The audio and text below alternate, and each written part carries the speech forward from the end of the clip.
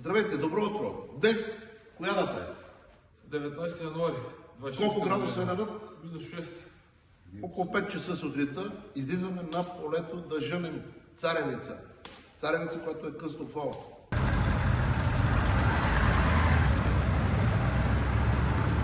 Така работиме ние.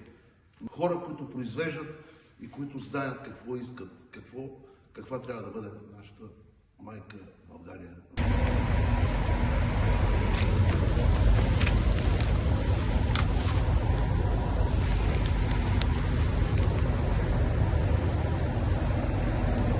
Това е България. Ето и царевица. Около 7-800 кг царевица на 19 януари. Ето, вижте. Българската земя. Вижте какво.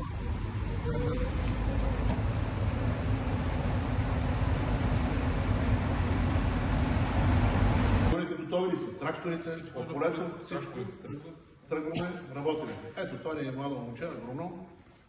Виждате, той вече доцент ще става, така че желавам успех. Това са младите хора, които трябва да градат България.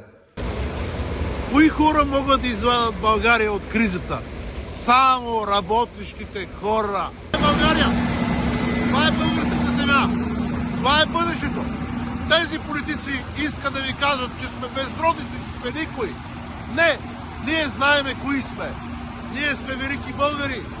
Вижте, може да се справим във всяка една ситуация.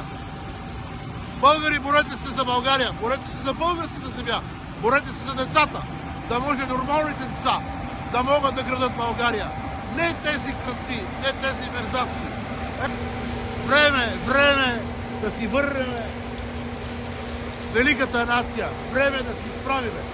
Време да си справиме срещу тези кръци. Време е всеки един бизнесмен, всеки един нормален човек да даде от себе си за изграждането на България.